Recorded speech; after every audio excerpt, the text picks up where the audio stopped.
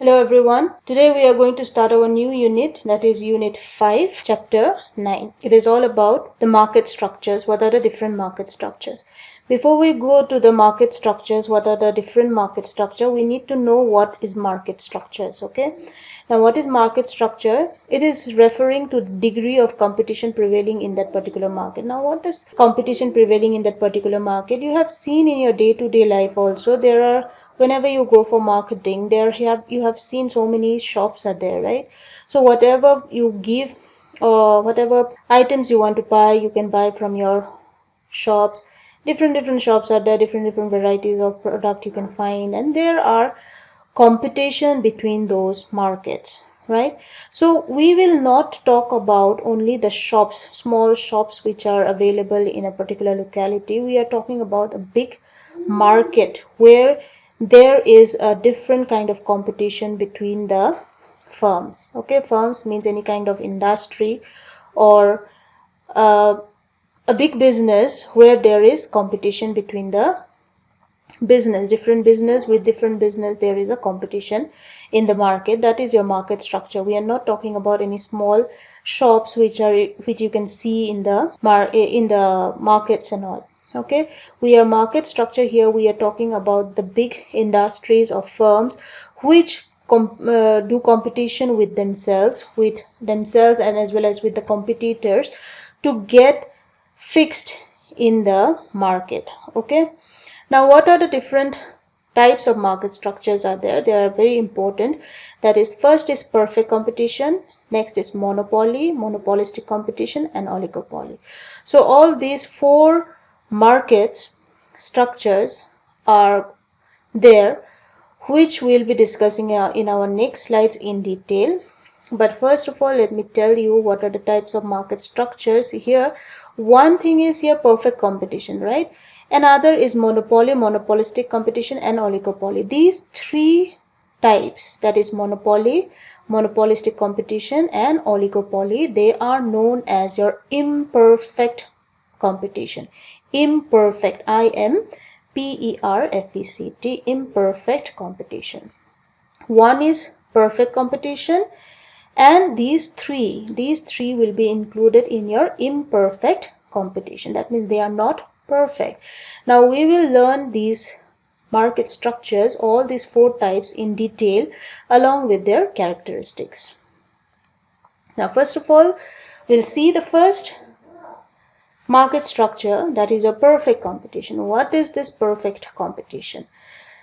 Perfect competition can be defined as a market structure characterized by a complete absence of rivalry among the individual firms. In theory, perfect competition implies no rivalry among the firms. Now, when perfect competition is there, there is no competition between the, not no competition, there is no rivals. Rivals means it kind of enemies for the perfect competition. Anyone can come in the market, anyone can go from the market. Okay, now that is known as perfect competition. It is, there is no rivalry within the firms.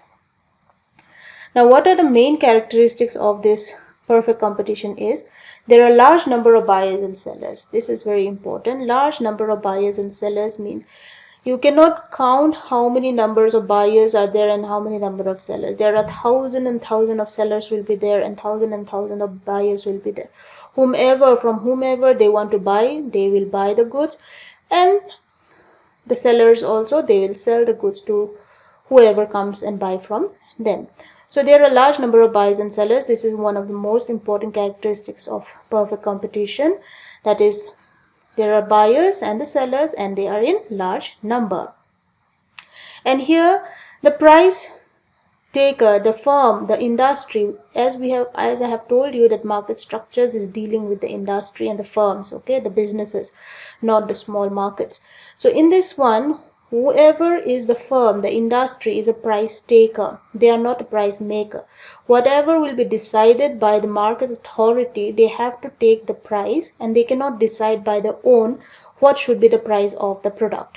Okay, so that's why they are known as price taker. Whatever will be adjusted by the or fixed by the firm, Whatever will be fixed by the highest authority will be taken as the price. They cannot change the price according to their own will. Now for this large number of buyers and sellers, one simple example, you can take it as the supply of vegetables and fruits. If you see vegetables and fruits, if you see in the market, there are so many sellers who are buying vegetables, who are selling vegetables and fruits, and the price also it is almost same, right? So you can decide by your own that wherever you, in whichever seller's shop you go, you are going to buy that product in the same price, right? So there will be slight difference, but then there cannot be so high difference, because if there are high changes in the prices, you will go to the shop which is giving you in less price, right? So that's why it is called the large number of buyers and sellers. You have lots of sellers, you have lots of buyers.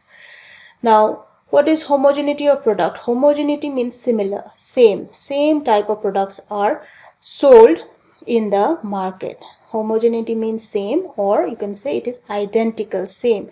Vegetables, if you want to buy, let's say carrot and tomato, do you think that carrot and tomato will be different in different markets? No, it is same, right? So the products are homogeneous, that means it is identical. Next is free entry and exit.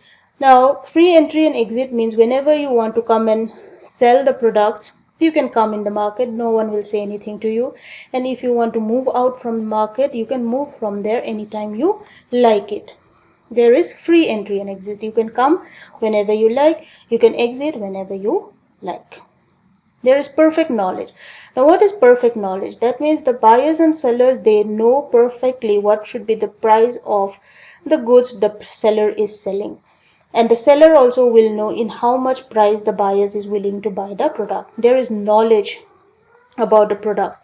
If you buy 1 kg of tomato in 40 rupees, then the sellers are selling that one in 30 rupees, let's say. So you are trying to buy that product, right? You have a knowledge that this tomato price is 40 kg, 40 rupees and more for 1 kg. Then if you are getting in 30 rupees, you are going to buy that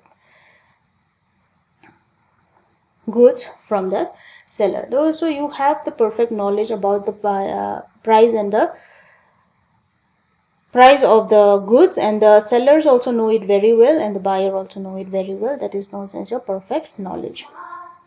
The absence of government regulation. There is no government intervention in the form of tariff, subsidies, relationship of production or demand. So how much you want to produce the goods, how much you want to sell the goods, how much is the demand for the goods, it all depends on the buyers and the sellers only. The government will not interfere in the process of buying and selling of the goods. So this is the absence of government regulation. That means the government will not interfere in the buying and selling of goods, like any kind of taxes if they want to give tariffs, any kind of subsidies they want to give, or what is the demand, what is the production. They will not interfere anything in this market. So perfect competition is there is no rivalry between the individual firms. The characteristics are, first is there are a large number of buyers and sellers. There is homogeneity of products, that means identical products. Free entry and exit, anyone can come, anyone can go at any time. Both the buyers and sellers, they have the perfect knowledge about the market, and the government does not interfere in this market.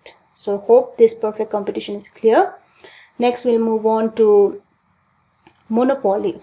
Now monopoly is one market structure which is imperfect, which is not perfect. Now what is this monopoly? Monopoly is that market form in which a single producer controls the entire supply of a single commodity which has no close substitutes. There must be only one seller or producer. The commodity produced by the producer must have no close substitute, and the firm is called price maker. Now before you go to this line, you should know what is monopoly, right? Now mono means single. Poly means buy, seller. Single, seller. Mono means single, poly means seller. Single seller, one seller. That is called as monopoly. And when there is a monopoly, there is only one seller. Now, if only one seller are there and many buyers are there, buyers will be many, but seller will be only one. And the goods, whatever they are producing or selling, it have no close substitute. That means you cannot substitute with one good with another good. There is no close substitute. There is no homogeneity. Identical products are not there. Okay, now that's why if only one seller is there, then the firm is known as a price maker, because he is the only seller and he can decide what price of the goods he will make. So he is known as the seller is known as the price maker, or the firm is known as the price maker. But in case of perfect competition, it was price taker, not in price maker. In monopoly, there is price maker, and in perfect competition, there is price taker. Its characteristics are: there is a single producer or seller of the product. There are no close substitute for the product. If there is a substitute, then the monopoly power is lost. If you find any product which is more, suppose there is identical products, then the monopoly power is lost and they cannot fix the price by their own. No freedom to enter, as there exists strong barrier to entry. There is no freedom to enter and exit by their own. There is no freedom. Next is: the monopolist may use his monopolistic power in any manner to get maximum revenue. The monopoly power, that means a single seller will have the power to get the maximum profit. Revenue means maximum profit. He may also adopt price discrimination. Now, what is price discrimination? Means he can charge different prices from different consumers. Now, to make it very clear, monopoly, the main example, best example you can say is electricity. If you have seen electricity, in this locality in Champhai, you can see here that one electricity board is there, right? You don't have so many options that you can take electricity from different places. There is only one seller of the electricity which is providing electricity to the whole of the town, right? So that is known as monopoly. Or another best example you can say is the railways. If you see the railways, there is no other substitute for that, right? If you want to go with the railways, you have to go with the rails, right? So they have the monopoly power. They have the power to decide their own price and charge different prices for the different consumers, right? So they have the power to do the price making. How much they have to charge from the different consumers, it will depend on the seller. So these are all the characteristics which you need to know, and you go through it, it will be clearer. Next is monopolistic competition. Now, what is monopolistic competition? This is also again a imperfect competition. Monopolistic competition is the main day-to-day competition which you can see. It is blending of a perfect competition and monopoly. So this is a combination of perfect competition and monopoly. You have to know what is monopolistic competition. Monopolistic competition is the combination of perfect competition and monopoly. Now, monopolistic competition, you can take any examples for this. Like if you say, like any example, if you say like the toothpaste if you are using, the soaps you are using, the shampoos you are using. So you have different varieties of products, right?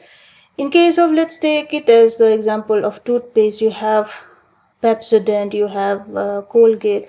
So the thing is, the name are different, but they are used mainly for brushing your teeth. But the quality is the quantity, and the quality, the features which are given in the products are different, right? In Pepsodent, the content will be different, and then in Colgate, content will be different. There are different varieties of toothpaste are there. So that is a monopolistic competition. They have the similar products, same kind of products. If you don't want Pepsodent, you can go for Colgate. If you don't want Colgate, you can go for Pepsodent, right? So you can interchange it. There is substitutes are there available in the market. So that is called a monopolistic competition, where there are combination of this perfect competition and the monopoly. So what are the characteristics of this competition is, first is large number of sellers. Now large number of sellers, because we know that in the different shops we all have different varieties of shop, and they are large in large number, so they cannot control the price of the product. Whatever is given in the product, the price is set, you have to sell it in that price only, right? So that way, that is the large number of buyers and the seller. Next is product differentiation. Now product differentiation means the products which you are using, it will be different from one another in some way or the other. Like the name of Colgate and Pepsodent you have given, the names are different and the content of the product is also different. So they are differentiating, they are different from each other, right? So whatever product you like, that product you are buying in whatever quantity you want. So that is product differentiation. Some slight difference will be there in the products. Next is free entry and exit of firm. Free entry and exit of firm means whenever there is a monopolistic competition, any firm can come and any firm can go at any time. And the products are always of close substitutes. Close substitutes means you can use it either of that. Okay, if you use one product, you can just sacrifice the other product. Next is selling cost. Now what is the selling cost? It is an important feature of monopolistic competition. As there is a keen competition among the firms, they advertise the product in order to attract the customers and sell more. So selling cost will always be there more in monopolistic competition because they depend on the advertisement. How much you make the advertisement, that much the people will know, the consumer will know about your products and they will try to buy the products. So that is the selling cost which they have to spend for getting the attention of the customers. So monopolistic competition, the main thing what you need to remember is it is a combination of perfect competition and monopoly, and the products are homogeneous. Homogeneous means it is identical, same. Okay, and the characteristics are there are large number of buyers and sellers, there are product differentiation, that is there is a slight difference between the products, the firms can come anytime, go anytime, and there are selling costs because they need to advertise the product so that the customers knows about the product. Hope it is clear. Next we'll go to the last market structure, that is oligopoly. Oligopoly is again one imperfect competition. Now here oligopoly is a market structure where you are having few large firms. That means not only one, there are few firms, okay, few sellers, not one seller, few sellers. Few sellers means you can say one or two or three sellers are there, and there are large number of buyers. Buyers are many but small number of large sellers. Now in this case, in this oligopoly, they are very much dependent on each other. The firms are dependent on each other. The best example for oligopoly is your mobile distributor, the connection distributor like Jio, the Reliance, the Airtel. You have seen there is so much competition between these, right? Jio is giving you data, the what they call that, Wi-Fi and all those things. They are giving you in very cheap price as compared to Airtel and then Reliance, right? So when there is a competition between these firms, that means the firms are dependent on each other. If Jio is making the price of the data available to you, if they are suppose decreasing the price, then what the other competitors like Airtel and Reliance will do is that they will try to reduce their prices so that they can attract more of the customers, right? So this is the best example of oligopoly, where there are large number of large firms, big firms or big industries which are few. That means there are small number of large sellers are there. You have different varieties, but then there is a tough competition between all the firms. That is the oligopoly. Now what is this characteristics? There is small number of large sellers. As I have told you, there are few sellers who are selling the products. And interdependence, they are interdependent on each other. That means if one firm is increasing or decreasing the price, it will have effect on the other firms as well. Okay, there are so much rivals to each other, they are so much enemy to each other, that if our product is going down, our price is less, then the other competitor will also try to reduce the price to get more customers, right? But in case if you are making it higher, then the other firms will not try to make the price higher. Why? Because if you are making the price higher, the firm will lose the customers, and the competitors who have not increased the price, the customer will go to those firms who are giving them products in less price, right? So they are interdependent with each other. Next is price rigidity. Now price rigidity is just, I have told you that if an oligopolist reduce his price, okay, one firm is reducing his price, his rival, that means his competitors, will also do so, because if you are reducing the price, the other firm will also try to reduce the price, so that the customers will get more customers. But if an oligopolist tries to raise the price, if one firm is increasing the price, the others will not do so. Why they will not do so? Because if one firm is increasing the price, if you increase the price, the mentality of the consumer is that if the price is high, they will not go for buying that product, right? So they will go to those firms or to those sellers who are selling them in less price, right? So in this case, price rigidity, when one firm is trying to rise the price, the other firms will not do it. Why? To attract the consumers. But if it is reducing the price, if one firm is reducing the price to attract consumers, then the other competitors will also reduce the price. But if one firm is increasing the price, the others will not do it. This is called price rigidity. Okay.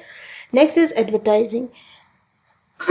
Advertising is whenever you are producing some goods in this oligopoly, there have to be heavy investment in advertising. If you don't know how to advertise your product to show it to the consumers will definitely shift their products. Okay, they will always go for those products which they know, where the advertisement is very good and they are getting attracted to buy that product. So in oligopoly, they'll invest so much money in advertising so that the consumers will buy those products which they are aware of and whose price they are finding it good and affordable. So advertising is one of the characteristic of oligopoly. Next is indeterminate demand curve. Now indeterminate demand curve means that the demand curve in the oligopoly, you cannot find out whether it is downward sloping or whether it is upward sloping. You cannot find the demand curve because the demand curve is not determined. It cannot be determined that it is sloping downward or upward. That's why the demand curve in oligopoly is known as your kinged demand curve. Kinged demand curve. Kinged demand curve means when the demand curve have no shape, whether it is downward sloping or upward sloping, you cannot fix it. You don't know how to draw the demand curve, or there is no shape of the demand curve, then it is known as skinned demand curve. So oligopoly is the few large number of firms and they are interdependent on each other. There is price rigidity. That means if one firm is increasing the price, the others will not do. If one firm is reducing the price, the other will try to do it. That is price rigidity. And to make the awareness, advertisement have to be done so that they can attract more customers, and the demand curve cannot be determined and is known as kinged demand curve. So these are all the market structures which you have to understand it very carefully. These are perfect competition, monopoly, monopolistic competition, and oligopoly. Perfect competition is only 1, and imperfect competition is 3, that is monopoly, monopolistic competition, and oligopoly. Hope this lecture is clear to all of you. Thank you.